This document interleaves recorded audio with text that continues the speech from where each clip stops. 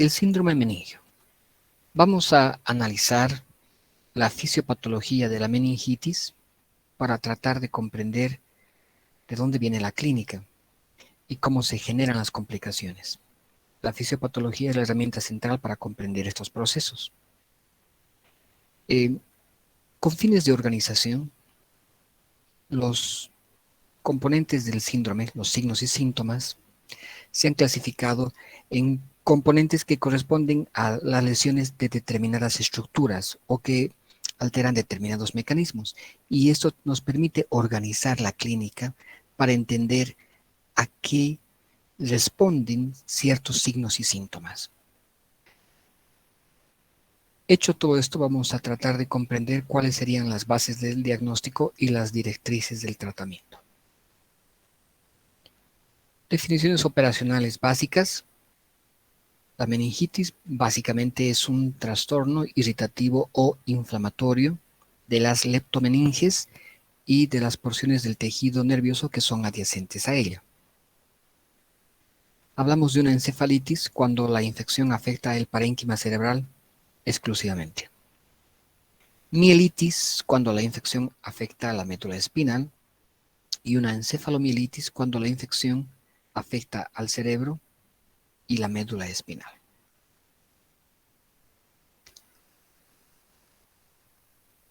Para comprender la meningitis y la magnitud de su problema de salud, hay que diferenciar si esta meningitis es de etiología viral o una meningitis de etiología bacteriana.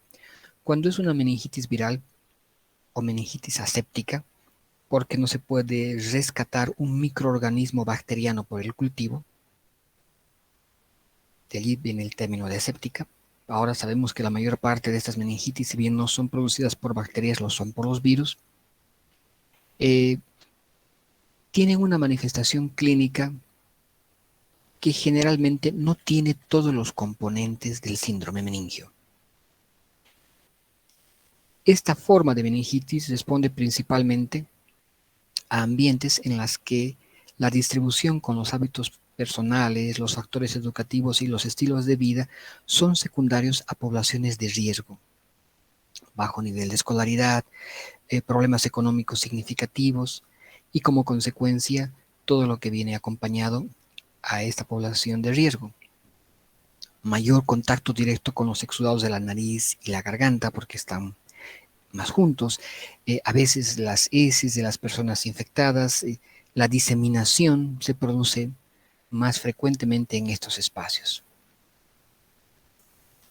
Luego tenemos otra meningitis que es la meningitis de origen bacteriano. A esta meningitis se conoce como meningitis piógena. Esta meningitis, cuando hablamos de los componentes del síndrome meningio, tiene más elementos, por lo tanto, frecuentemente es un síndrome meningio más clásico. Se presenta la forma más letal de la enfermedad y su distribución, la morbilidad y la mortalidad pareciera estar determinados por una línea que clasifica a los países de mayor desarrollo con aquellos que están en vías de desarrollo. Es decir, hay condiciones económicas y sociales en los países más pobres que hacen esta meningitis bacteriana sea más frecuente en los países en vías de desarrollo. Entonces, la meningitis bacteriana es más frecuente en los países en vías de desarrollo. ¿Por qué la meningitis es una patología tan grave? ¿Qué factores determinan esta situación?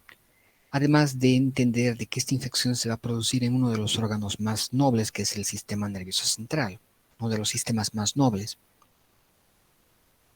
Pero al margen de esta situación, el punto donde se produce la infección, el órgano blanco, ¿por qué es tan grave esta enfermedad? Fundamentalmente porque la mortalidad es elevada a pesar de la administración de antibióticos si fuera una meningitis bacteriana. Fíjense este aspecto que es muy importante. En los adultos, puede presentar una mortalidad tan alta como del 25%. El 61% de los lactantes que sobreviven a una infección bacteriana, usualmente por gram negativos, presenta secuelas del desarrollo y otro tipo de secuelas neurológicas. Para entender la etiología de la meningitis, yo podría utilizar como herramienta la etiología de la neumonía. Esta es la etiología de la neumonía. Fíjense que en el recién nacido, los microorganismos que van a ser responsables de la neumonía tienen que adquirirse en el canal del parto. Por lo tanto, son generalmente microorganismos gram negativos. Streptococo beta hemolítico del grupo B, Agalactiae, Escherichia coli y otros gram negativos, la Listeria monocytogenes, cuando hay trauma del Staphylococcus aureus, y también podrían ser secundarias estas infecciones en este grupo de recién nacidos a infecciones por transmisión vertical por el grupo TORCH. Cuando hablo de los niños de 5 meses a 5 años, los microorganismos ya no se adquieren del canal del parto o a través de transmisión vertical de la madre como consecuencia lógica. La única forma de adquirir estos microorganismos es del ambiente que me rodea. Por lo tanto, acá, en las meningitis, están el Streptococcus pneumoniae, el Haemophilus influenza y también en procesos que implican trauma, el Staphylococcus aureus y los virus gripales. Esto estamos hablando de una neumonía. Por encima de los 5 años, el Streptococcus pneumoniae, el Staphylococcus aureus y el Haemophilus influenza. También empiezan a aparecer otros microorganismos como el Mycoplasma pneumoniae, la Chlamydia pneumoniae y otra vez más los virus gripales, influenza A y B. En el grupo de niños de 1 a 4 meses, que forman algo así como un puente entre los primeros, los recién nacidos, y el segundo grupo de 5 meses a 5 años, pueden presentarse los microorganismos de este grupo y los microorganismos de este grupo. Mientras más cerca esté este grupo, más probable es que sean estos microorganismos. Mientras más cerca esté a este grupo de 5 meses a 5 años, más cerca será este microorganismo. Entonces es un grupo de puente. Aquí empiezan a aparecer los virus gripales. Hago esta descripción de la etiología de la meningitis, hablando de la etiología de la neumonía, porque esta lógica de tratar de entender de dónde vienen los microorganismos es aplicable a la mayor parte de las infecciones que se producen en pediatría. De tal modo que si estoy pensando en una infección de las vías respiratorias, debo pensar dónde estaba este niño. Por lo tanto, los microorganismos que me van a producir esta neumonía producirán de ella. Si hablo de una neumonía que me produce una septicemia, en un niño que sea de 5 meses a 5 años, entonces tendré que pensar dónde estaba este niño. Y por lo tanto podré comprender que los mismos microorganismos que causan la neumonía podrían causar también una septicemia. Si estoy pensando en infecciones de piel, y estas infecciones de piel, como por ejemplo una celulitis, se presentan en un recién nacido, pues tienen que haber adquirido los microorganismos en el mismo lugar donde adquirieron las otras infecciones que he ejemplificado. Por lo tanto, otra vez podrían ser estos los mismos microorganismos. O en un niño mayor a 5 años, estos microorganismos. Fíjense ustedes que independientemente de la infección es respiratoria, si la infección es de la piel o si la infección es del sistema nervioso central, los microorganismos son casi siempre los mismos. Los microorganismos se presentan como los actores de las películas. Monopolizan las películas y solo cambian al actor invitado. Por lo tanto, en cada patología en particular hay que conocer ese actor invitado. Entonces aquí faltaría saber si esta es la etiología de la meningitis, cuál es el actor invitado, es decir, cuál es el otro microorganismo aparte de este común denominador que parece ser eh, el grupo de agentes bacterianos más frecuentes. Este es un primer elemento. necesito saber cuál es el actor invitado.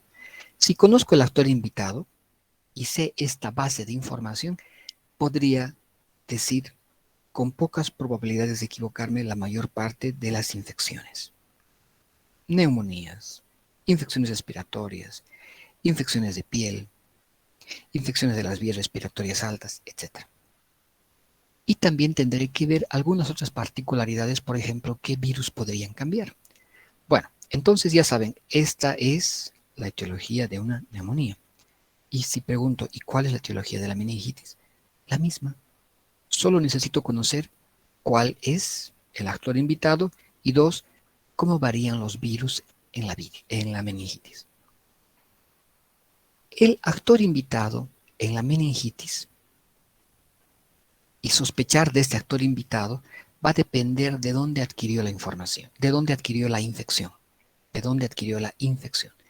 Si la infección se ha producido en ambientes donde hay población hacinada, por ejemplo, los internados, las cárceles, o el ejército, las guarderías, y si la infección se ha producido en estos lugares, entonces ya tengo el actor invitado de la meningitis que no está aquí.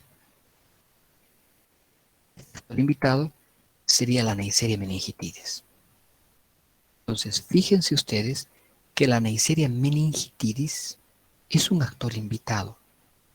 Es decir, es el único microorganismo que varía significativamente de esta base de microorganismos que causan las infecciones, como la neumonía.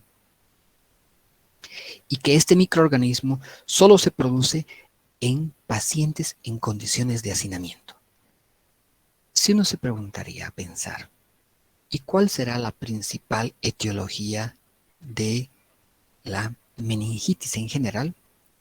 Fijándome este cuadro, haciendo una excepción de los recién nacidos, me daría cuenta que los microorganismos que más se repiten son estos, el Streptococcus pneumoniae y el Streptococcus pneumoniae. Entonces, curiosamente, la Neisseria meningitidis, el meningococo, no es el principal agente etiológico. El principal agente etiológico es el Streptococcus pneumoniae, el neumococo. La meningitis, como etiología de la Neisseria meningitidis, no es la causa más frecuente. De hecho, es la causa más infrecuente.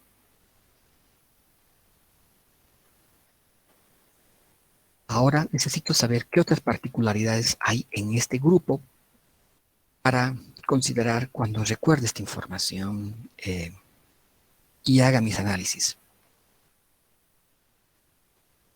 La etiología viral de las meningitis no son los virus gripales del anterior grupo. Aquí generalmente son el virus Coxsackie, poliovirus, ecovirus. A diferencia de los virus en las neumonías, que son los virus gripales. Aquí son los enterovirus, a diferencia de las neumonías. Entonces, dos diferencias de esta base de etiología. Número uno, el agente invitado, Neisseria meningitidis. Número dos, los virus que causan la infección no son los virus gripales, son los enterovirus. ¿De acuerdo? Los enterovirus. Estos son los más frecuentes. Pueden haber otros virus más. El virus de Epstein-Barr, el virus de la parotiditis epidémica, el virus de herpes y otros más. Pero estos no son los más frecuentes. Los más frecuentes son los enterovirus cuando hablamos de etiología viral. Podríamos plantear un resumen que señalice algunos de estos aspectos. Sí, podríamos hacerlo. No se olviden que el mejor resumen es el que ustedes lo elaboran, porque se construye en función a aquello en lo que su cerebro va trabajando y organizando esta información, y la mejor forma en la cual se estructura este resumen es el mejor resumen para ustedes. Este nada más es uno de apoyo. Entonces, repetimos, la mayor parte de los casos son provocados por el Streptococcus pneumoniae, particularmente en las personas en los extremos de la vida y en aquellos que no tienen vacunas completas. Otros microorganismos frecuentes son el Haemophilus influenza, especialmente en aquellos que no tienen vacunas.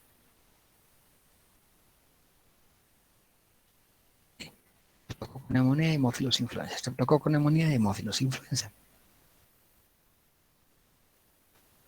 Los dos, el más frecuente es el primero, el Streptococcus pneumoniae.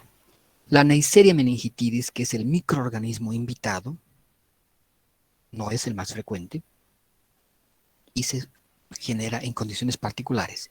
Brotes epidémicos en personas que viven en hacinamiento. Y su forma de presentación es grave y es relativamente fácil de reconocer de estas otras meningitis, que también lo vamos a señalizar más adelante. Y también tendríamos que recordar que en los neonatos o en los recién nacidos, los microorganismos que van a causar la meningitis son aquellos que están en el canal del parto.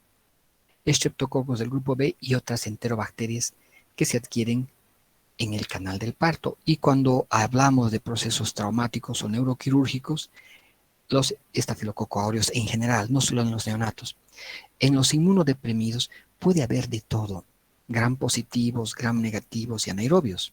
Entonces uno se puede pensar, ¿por qué gram negativos? Si ya no va a pasar por el canal del parto, ¿de dónde aparecen los gram negativos? Pues en los inmunodeprimidos son nuestros propios microorganismos que hacen una translocación bacteriana y los microorganismos que podrían estar en el tubo digestivo invaden la sangre y nos causan infecciones y de acá se van al sistema nervioso central en una meningitis. Eso explica por qué en un inmunodeprimido la etiología puede ser muy variable, desde gram positivos, gram negativos, anaerobios u otros microorganismos oportunistas. La etiología de la meningitis ha variado debido a algunos aspectos en los cuales nosotros, como seres humanos, hemos sido los responsables del mismo. Yo voy a mencionar una serie de factores y con todo lo que hasta aquí hemos avanzado, utilizando los conocimientos previos, podríamos sacar una conclusión utilizando solamente el sentido común. Si yo haría un listado de posibilidades y diría qué factores han determinado que cambie la etiología. Primero, la introducción de vacunas. ¿Será? Segundo, el empleo de antibióticos. Tercero, las mejoras en las condiciones de vida. 4. Son correctos A y C. Y E son correctos A, B y C.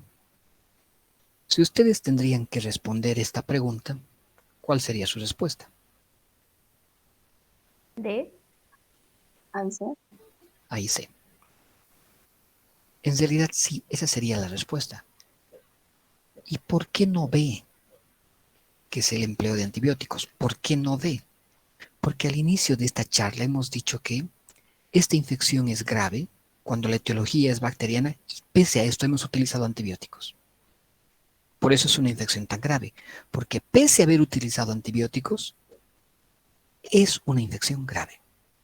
Entonces, lo que sí ha determinado realmente que cambie la etiología ha sido el hecho de que hayamos introducido vacunas y que nuestras condiciones de vida hayan mejorado significativamente.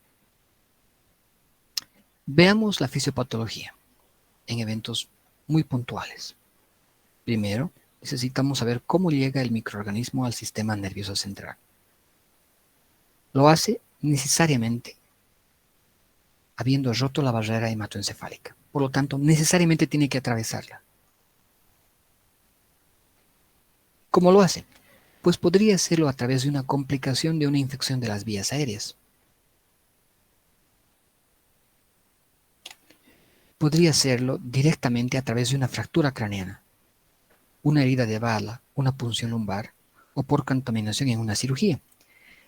Es repetido muy sutilmente, aunque reiteradas veces, que hay un microorganismo que es el principal responsable cuando el mecanismo es trauma o una intervención de esas características. ¿Cuál es ese microorganismo?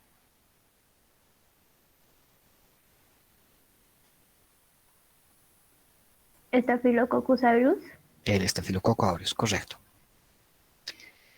También el microorganismo llega al sistema nervioso central porque hay una infección muy cercana.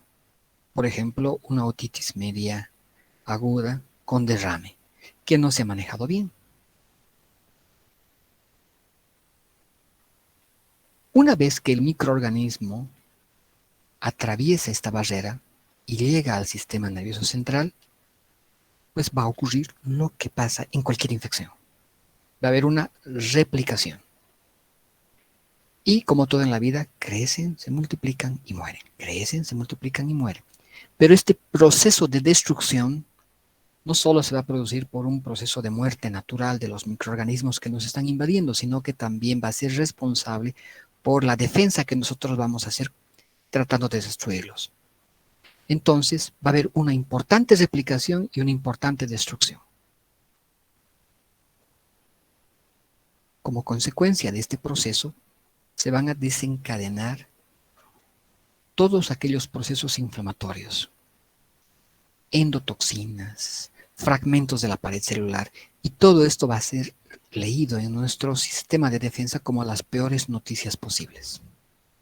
Y cada vez la inflamación será mayor y nuestra respuesta será mayor.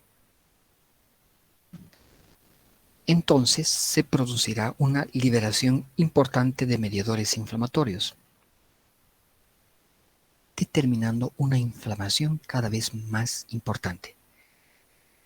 De tal manera que se va a producir un daño a los tejidos circundantes.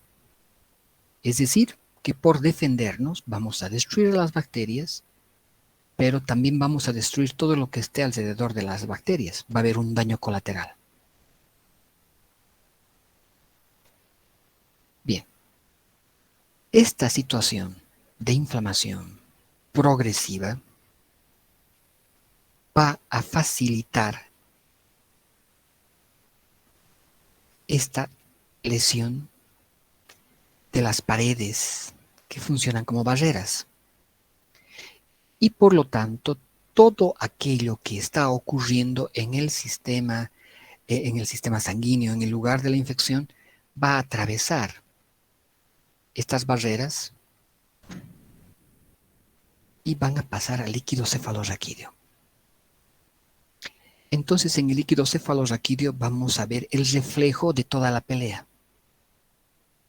Así como vemos el reflejo de todo lo que pasa en la orina, en la vía urinaria, en el sedimento urinario. Así como vemos todo lo que pasa en la pelea a través del estudio de las características del sedimento fecal, lo que se llama citología de moco fecal en una infección del tubo digestivo. En este caso, vamos a ver todo lo que está pasando en la batalla en el líquido cefalorraquídeo. Entonces, en el espacio subaracnoideo se va a provocar una inflamación asociada con un exudado purulento turbio a medida que más y más grave sea la infección. Este proceso inflamatorio puede producir eventos de tromboflebitis de los puentes venosos y de los senos durales de la región.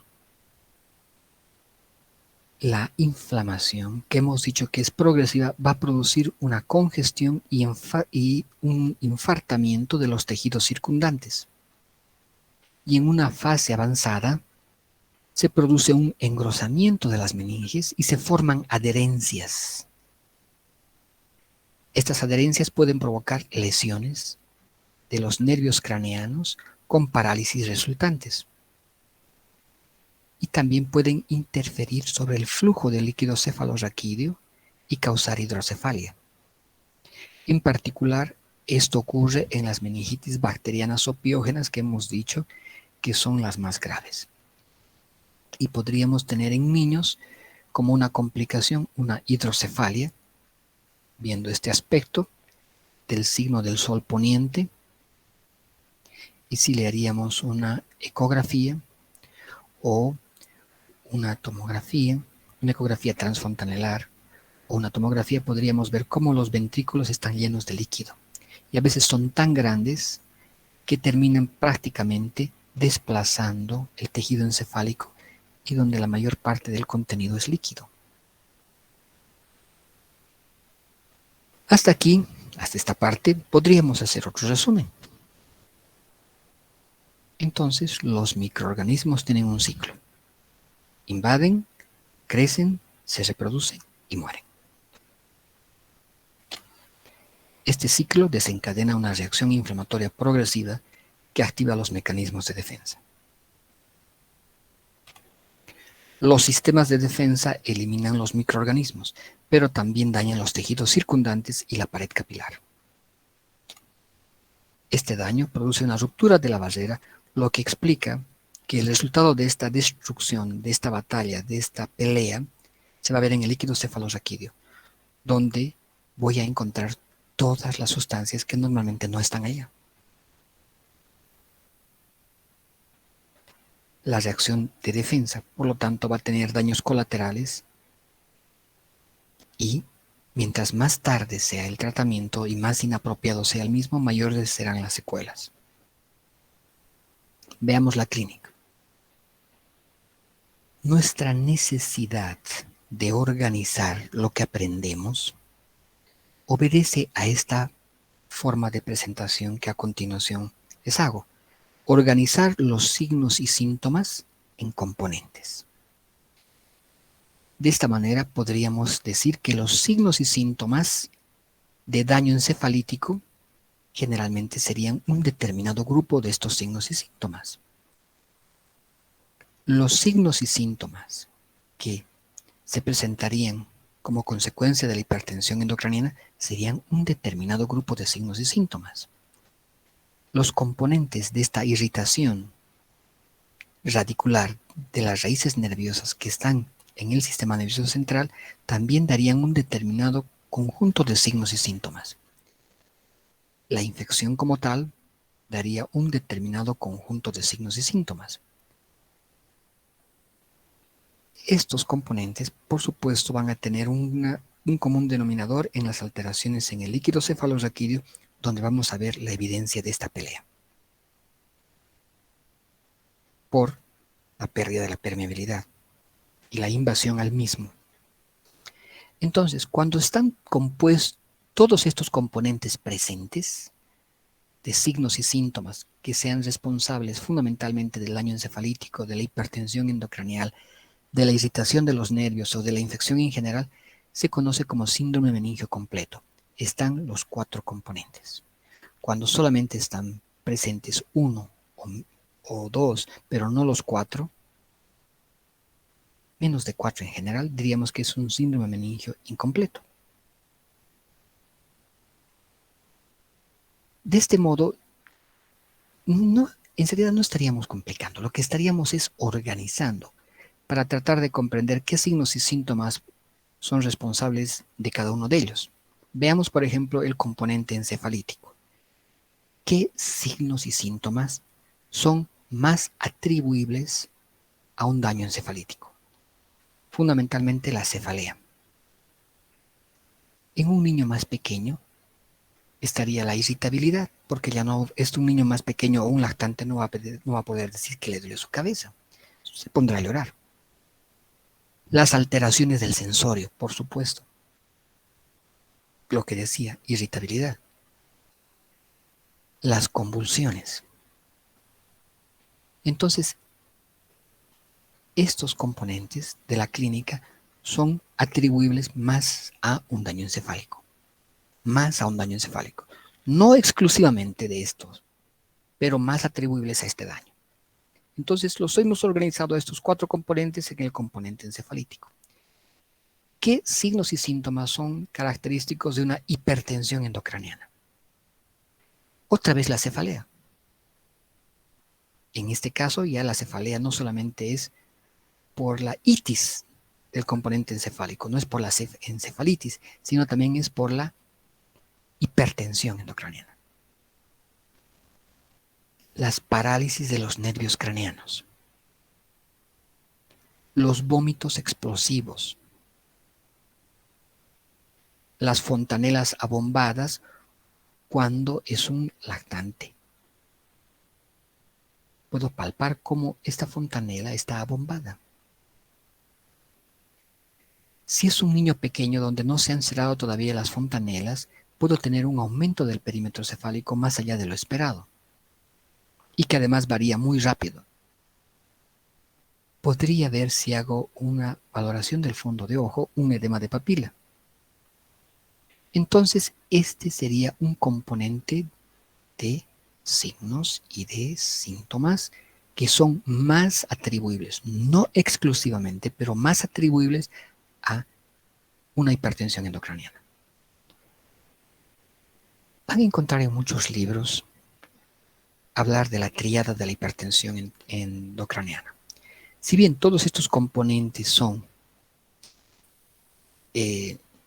atribuibles a estos, la tríada de la hipertensión endocraniana como tal la van a encontrar descrita en muchos libros con estos componentes: cefalea,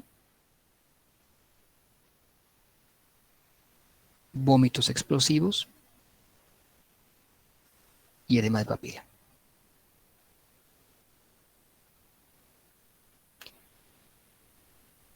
Porque esta tríada se va a presentar independientemente de la edad. Porque los otros dependen de que las fontanelas no estén cerradas.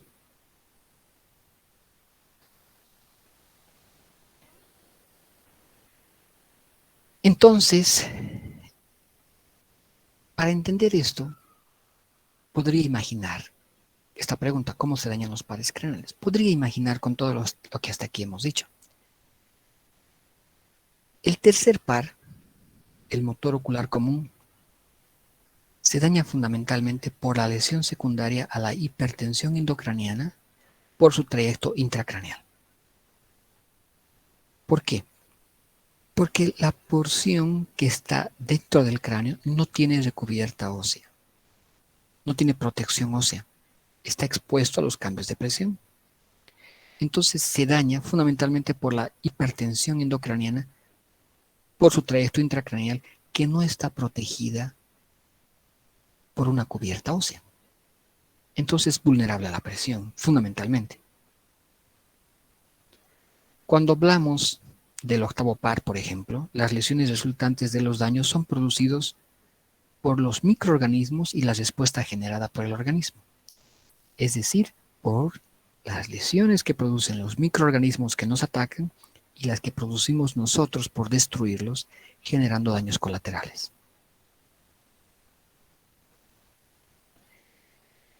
¿Y por qué aumentaría la presión intracraneana? ¿Por el edema cerebral? ¿Por la hidrocefalia? ¿Por el aumento del flujo sanguíneo cerebral? ¿Son correctos A y C? Todos son correctos. ¿Alguno de ustedes se animaría a darme la respuesta? Todos. Todos son correctos. Todos son correctos. De acuerdo. Bien, entonces hasta aquí hemos visto el componente encefalítico de los signos y síntomas, el componente de hipertensión endocranial. Ahora vamos a tratar de poner qué signos y síntomas son más característicos de esta irritación de las raíces nerviosas. La rigidez de nuca, el signo de Kernig, el signo de Wilczynski. Estos son los componentes de irritación radicular del síndrome. Ningún comentario con la rigidez de nuca, ¿verdad? La imagen es por demás suficiente. El signo de Kernig es aquel que se produce cuando elevamos la pierna extendida y el paciente, para evitar la tracción de las raíces, flexiona. Si agarro a este paciente y le provoco una flexión cefálica, va a flexionar ambos pies para tratar de evitar la extensión de las raíces nerviosas. Entonces es muy fácil entender por qué se están presentando. Puedo comprender fisiopatológicamente por qué están ocurriendo, utilizando todo lo que hasta aquí hemos ido aprendiendo. Entonces, haría esta pregunta: ¿cuál es la razón de la presencia de estos signos? La respuesta sería más de sentido común, ¿no creen ustedes?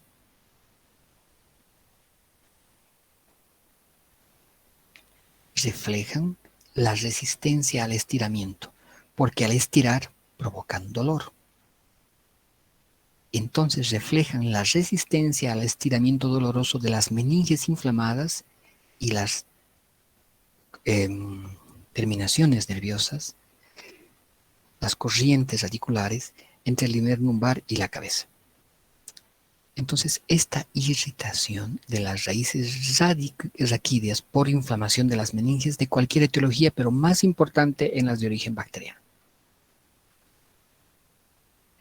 Ya, hasta aquí he hecho componente encefalítico, componente de hipertensión endocraniana y ahora he hecho un componente de irritación radicular. Antes de hablar del otro componente, aquí me podría a pensar lo siguiente. ¿Y alguna otra patología podría generar esta clínica parecida y no ser una meningitis? En otras palabras, estoy preguntando, tal vez anticipadamente, ¿cuál es mi diagnóstico diferencial? Porque solo la meningitis produce esto, es la pregunta de fondo. La respuesta con toda seguridad es no, ¿verdad? Porque las verdades absolutas en medicina son excepcionales. Siempre hay algunos otros elementos metidos en medio. Entonces se pueden encontrar signos de irritación radicular, fundamentalmente, fotofobia, es decir, signos de meningitis con patologías que no tienen nada que ver con una infección e inflamación, pero sí con una hemorragia subaracnoidea. Y esta hemorragia puede posteriormente producir una inflamación, claro que sí. Pero aquí no es la infección, es la hemorragia subaracnoidea, la que puede producir signos y síntomas de irritación radicular. Un componente de irritación radicular con un componente el de la fotofobia, que podríamos incluirlo en el grupo como los componentes encefalíticos. ¿Y qué condiciones determinan esta hemorragia? Esta pregunta también podría responder utilizando la imaginación. ¿Qué podría hacer que se sangre dentro del sistema nervioso central? ¿Podrían ser aneurismas? ¿Podrían ser malformaciones arteriovenosas? ¿Podrían hacer abuso de drogas? ¿Podrían ser vasculitis?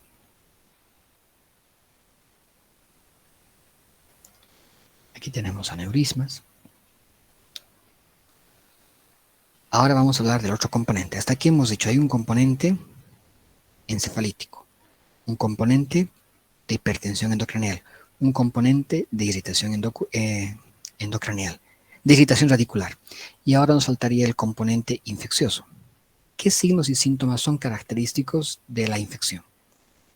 Fiebre, mialgias, astenia, adinamia, hiporexia, shock,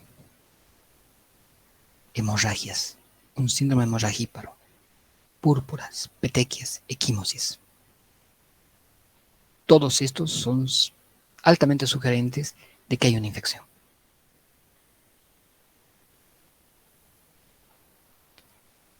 La meningitis meningocócica, que hemos dicho que está causada por la Neisseria meningitidis, que es el microorganismo invitado, que no es la causa más frecuente de la meningitis, que ocurre en condiciones de hacinamiento, produce esta forma de meningitis.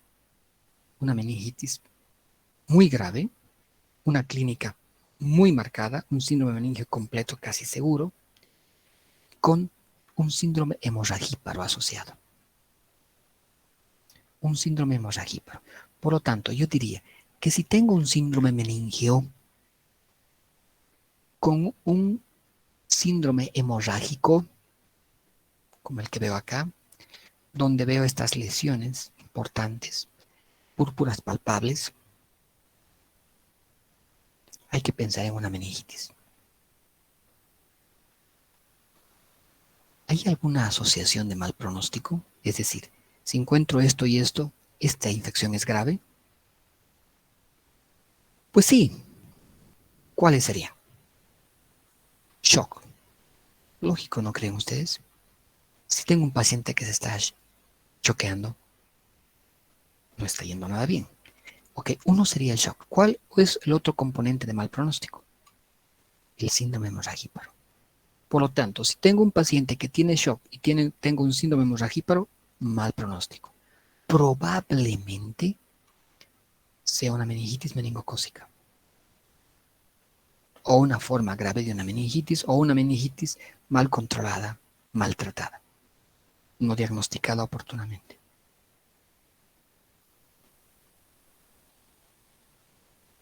Ok, ¿y cuáles son los signos y síntomas más frecuentes en general en una meningitis? Independientemente de que sepa que hay un componente encefalítico, un componente de hipertensión endocranial, un componente de irritación radicular y un componente infeccioso. ¿Cuáles son los síntomas y signos más frecuentes? Fiebre y escalofríos, cefalea y alteración mental, y rigidez de nuca y dolor de espalda.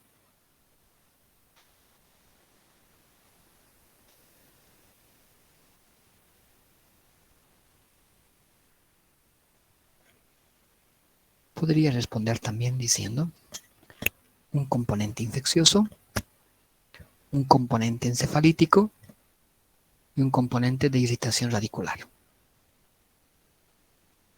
Eso es lo que más se ve. Un componente infeccioso, un componente encefalítico y un componente de irritación radicular. También podría responder así.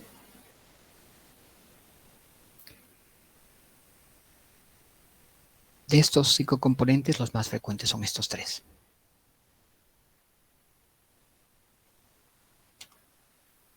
Entonces, podría seguir buscando mi necesidad de organización para clasificar a las meningitis. Una de ellas podría ser de acuerdo a las características del síndrome. Podría clasificar de acuerdo a la estructura afectada, como lo hice al principio. Podría clasificarlo de acuerdo a la función, de acuerdo a qué microorganismo es el responsable. De este modo, en un síndrome podría decir un síndrome que tenga todos los componentes: infeccioso, encefalítico, irritación radicular, hipertensión endocraniana, infeccioso. Un síndrome meningio incompleto que tenga menos de los 4 componentes. Listo, una forma de clasificar. Otro, por la estructura afectada, como vimos al principio, encefalitis, mielitis, o en función al grupo de microorganismos, o es piógena o es purulenta cuando la causa es viral, o cuando es aséptica, o también llamada linfocítica aguda, cuando es viral, parasitaria y o micótica.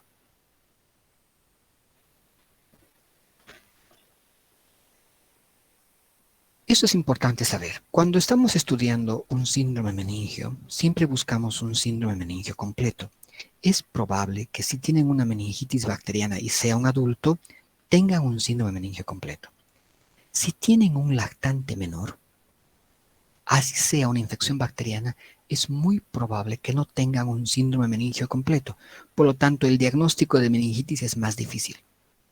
Con toda seguridad, por debajo de los 2 meses van a encontrar un síndrome meningio incompleto, que también se conoce como meningitis atípica, porque no tiene todos los componentes que esperaría en una meningitis. Y porque además hay otros signos y síntomas que no tienen los niños pequeños, o que no tienen los adultos, dependiendo de cómo quieran verlo. Veamos, por ejemplo, los hallazgos en los niños que tienen alrededor de 28 días y los niños de corta edad con meningitis a veces son mínimos y a veces son sutiles. Se requiere mucha habilidad para reconocer una meningitis. Por ejemplo, la inestabilidad en la temperatura, es decir, un componente infeccioso, es muy importante en estos niños. No pueden decir me duele mi cabeza, no pueden decir me duele mi espalda, no me levantes mis piecitos. Entonces la irritabilidad es el otro componente. El rechazo a los alimentos o los vómitos es otro componente que se observa mucho en estos niños. Las convulsiones, que son más frecuentes en este grupo, convulsionan antes que los adultos. Letargo, dificultad respiratoria, diarrea, son manifestaciones inespecíficas frecuentes en este grupo de pacientes. En la exploración física, aproximadamente el 25% de los recién nacidos y de los lactantes de corta edad pueden mostrar fontanelas prominentes y solo el 13% tienen rigidez de nuca. Por lo tanto, hemos dicho que las fontanelas abombadas se ven en los niños cuando las suturas no se han cerrado, pero les cuento que se ven en el 25% de los muy pequeños. Y los signos de irritación radicular, Kerning, Brusitsky, rigidez de nuca, solo en el 13%. Entonces hacen un síndrome meningio incompleto y muchas veces puede pasar desapercibido y podríamos estar manejando a este niño por diarrea sin darnos cuenta que es una meningitis. Bien, una meningitis grave va a depende de quién está causando la infección. Será más preocupante si es una bacteria que es un virus. Dependerá de a quién está atacando. Dependerá de que se haga un diagnóstico oportuno, de que se haga un tratamiento adecuado y de que se presenten complicaciones frecuentemente o que éstas no se presenten o de la presencia de secuelas. ¿Hay algunos factores de riesgo? Sí. Personas sin vacunas. No se olviden que ahora tenemos vacunas contra las infecciones graves por neumococo, contra las infecciones graves para el hemófilus en la pentavalente, ¿verdad? Entonces, personas sin vacunas es un factor de riesgo.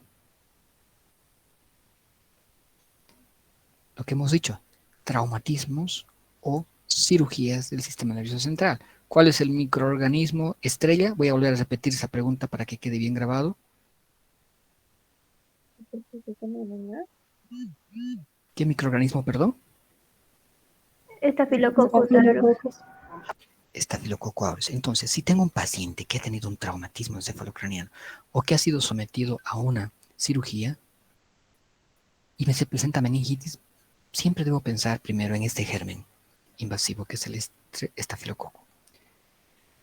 Otro factor de riesgo son las infecciones que pueden extenderse por continuidad, porque ya sabemos eso. Entonces tendré que tener cuidado de las otitis, tendré que tener cuidado de la sinusitis, tendré que tener cuidado de las mastoiditis. Las intervenciones neuroquirúrgicas que acabo de decirlo. Fístulas dérmicas, porque a través de las fístulas se van a introducir los microorganismos. Sepsis sistémica, porque la sepsis sistémica, ¿qué es? Una bacteriemia. Esa es una sepsis, una bacteriemia. Bacterias en mi torrente sanguíneo. Por lo tanto, pueden ir a cualquier lugar. Afectar desde mis riñones, mi tubo digestivo, mi corazón y, por supuesto, mi sistema nervioso central si logran atravesar la barrera hematoencefálica. Sepsis, factor de riesgo de una meningitis. Y, por supuesto, estados de inmunodeficiencia. La clave es encontrar el líquido cefalorraquídeo y ver si allí puedo ver los resultados de la batalla. Por lo tanto, necesito saber dónde voy a hacer la punción lumbar para sacar el líquido cefalorraquídeo.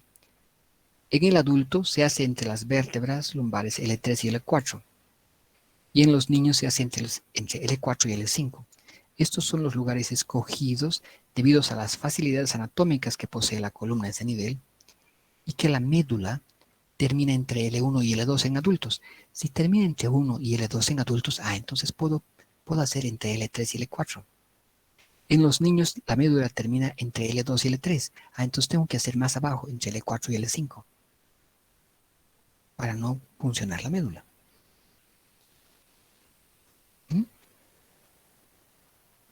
Debo evitar esto. Por eso es que punciono aquí.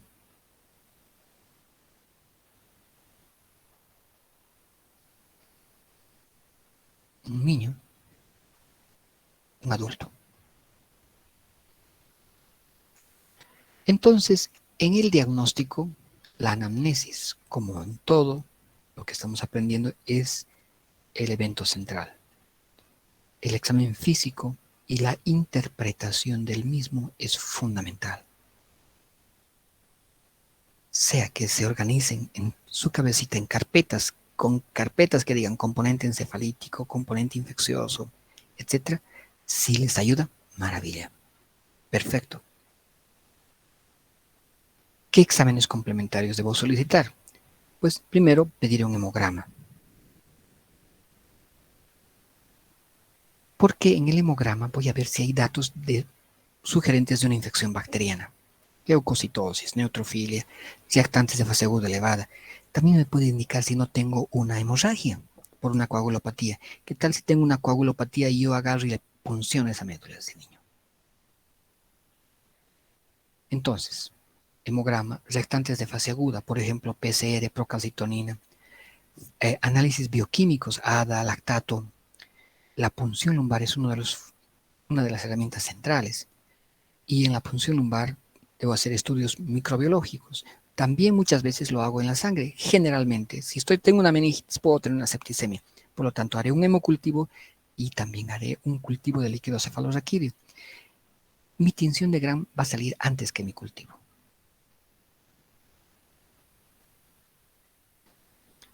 Y si la pregunta es, ¿cuál es el principal para decir meningitis bacteriana?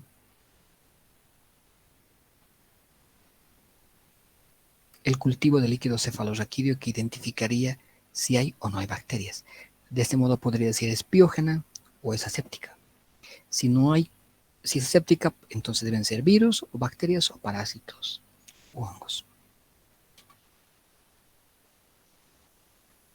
Ahora, ¿debo pedir una exploración por una tomografía computarizada antes de hacer una punción lumbar? Las exploraciones por tomografía computarizada no están indicadas de un modo rutinario antes de hacer una punción lumbar, a menos que tengas datos de signos de herniación. Por ejemplo, que tu paciente haya tenido una alteración rápida de la conciencia. Que tengas alteraciones en el tamaño y reacciones pupilares. Que tengas ausencia de respuesta oculocefálica, desviación oculomotora fija de los ojos. En un paciente que tenga edema de papila. Alteraciones en la postura o en la respiración. Paciente que está convulsionando, llegando a un estatus epiléptico. ¿Por qué? Porque generalmente te están indicando que hay una herniación cerebral inminente. Puncionar en estos casos es muy, muy peligroso. Primero hagan una tomografía. Si tengo un paciente con shock o sepsis fulminante, lo mismo. Entonces, ¿qué hago? ¿Crees que es una meningitis? Sí creo que es una meningitis. ¿Por qué? Porque tengo un componente encefalítico, un componente... Ok. ¿No puedes hacer punción lumbar? No. Ok. Trata como meningitis. Y cuando están pensando de que hay otro tipo de patologías y hay una duda razonable para el procedimiento, ¿qué busco en el líquido cefalorraquídeo? Busco estas características en esta tabla que ahora no la voy a repetir. Y que solamente voy a mencionar que ustedes deben saber cómo es el líquido cefalorraquídeo normal y qué características tiene un líquido cefalorraquídeo cuando una infección es bacteriana o cuando es una infección aséptica o viral. Fíjense que hay algunas cosas relativamente fáciles de saber. Si es una infección bacteriana, es más grave. Por lo tanto, en estos casos, generalmente el líquido cefalorraquídeo es turbio comparados a los otros donde o no hay compromiso o es compromiso mínimo. ¿Cuál es más grave? La bacteriana. Ok, entonces aquí hay mayor cantidad de células y además a predominio de polimorfonucleares. En los otros, mínimo. La glucosa. Las bacterias se han entrado al líquido cefalorraquídeo o así. Se van a comer la glucosa como fuente de energía. Ok, si mi glucosa está baja, debe ser una bacteriana. Si no está comprometida, no, debe ser una viral u otra causa. Las proteínas. Si son bacterias, me han hecho un terrible daño de la barrera. Se me han entrado muchas proteínas al líquido cefalorraquídeo. Debe ser bacteriana. Ok, mayor cantidad de proteínas en la bacteriana. Tinción de Gram. Tiene que ser positivo si es bacteriana, si no será negativo.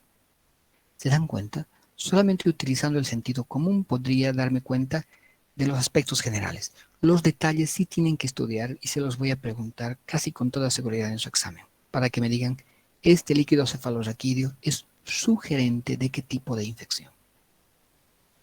Y ustedes me tendrán que responder, pues parece un líquido cefalorraquídeo normal, o parece una meningitis aséptica o viral, o parece una meningitis bacteriana. Hay que saber de que como voy a estudiar la glucemia en el líquido cefalorraquídeo, tengo que compararla con la glucemia sérica. Necesito tratar de tomar la glucemia en el mejor momento para comparar esta glucemia con la glucemia del líquido cefalorraquídeo. ¿Y cuál es el mejor momento para medir la glucemia? Antes de la punción lumbar. Porque cuando punciones, vas a estresar al paciente y vas a alterar todo. Es mejor que tomes la glucemia antes de la punción lumbar. Haces la punción lumbar y ya vas a estudiar todo lo que estamos viendo que hay que fijarnos en el líquido cefalorraquídeo, que va a ser la evidencia de la batalla. Pero la glicemia con la que tengo que comparar con la glicemia del líquido cefalorraquídeo, debo hacer antes de hacer la punción lumbar. Bien. El tratamiento, solamente voy a hablar en términos muy generales. Si es bacteriana, son antibióticos y hay que dar corticoides. Si es viral, generalmente se hace un tratamiento sintomático. A veces utilizamos aciclovir cuando es un virus, por ejemplo, el virus herpes zóster. ¿Hay prevención? Sí, hay vacunas. ¿Y cuáles son los fármacos de elección en el tratamiento empírico de una meningitis bacteriana en niños de más de un mes de edad?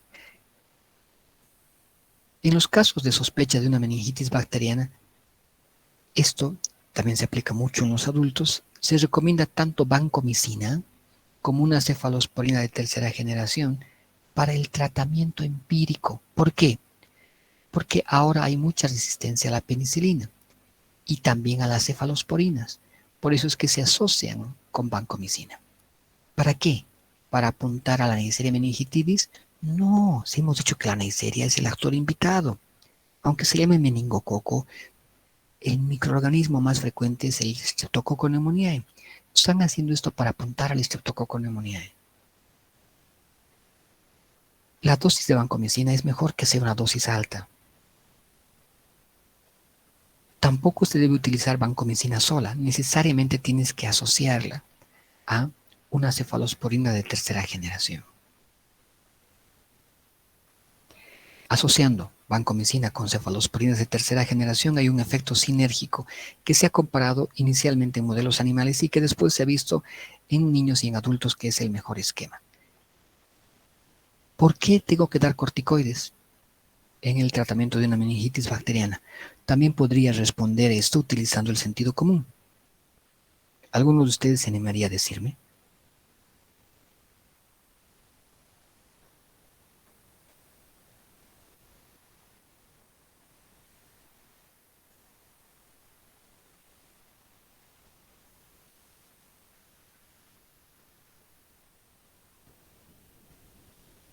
De acuerdo. Para modular la inflamación, para que la inflamación no sea tan destructiva, para que la inflamación no sea tan lesiva. Entonces, la respuesta inflamatoria desempeña un papel crítico en la producción de la patología en el sistema nervioso central y en sus secuelas. Bien, entonces, para eso utilizamos corticoides. ¿Qué hago con los contactos? Por ejemplo, tengo un paciente con meningitis y ¿qué hago con los contactos? Pues tienes que hacer profilaxis. ¿En qué casos fundamentalmente? Cuando tu microorganismo ha sido meningococo. ¿Por qué? Porque hemos dicho que se ha pedido, esa es una infección que se produce en ambientes de hacinamiento. Por lo tanto, ha debido salir con toda seguridad de la guardería. Hay que vacunar a todos los de la guardería. ¿A quiénes más? A todos los de su casa. ¿Y a quiénes más? A todos los que estuvieron en contacto con él en el hospital, por precaución. El personal médico que ha hecho las maniobras, la punción lumbar, tal vez han tenido que intubar, En ese grupo también hay que hacer una profilaxis. Entonces, la profilaxis generalmente se hace cuando hay meningococo. Bien. ¿Con qué se hace la quimioprofilaxis? Con rifampicina, ceftriaxona, es una cefalosporina de tercera generación, o una quinolona como la ciprofloxacina. Estos son los 3 antimicrobianos que se utilizan para la quimioprofilaxis: rifampicina, ceftriaxona y ciprofloxacina. Muy bien, hasta aquí hemos terminado este tema. Lo van a poder tener en su plataforma grabado gracias al apoyo de las nuevas tecnologías, de tal manera que ya no necesitan, como hacíamos en las clases teóricas, grabar sus clases, ¿no? Y por supuesto vamos a trabajar en nuestras sesiones de martirio, analizando nuestros casos clínicos en las prácticas, y por supuesto en el seminario.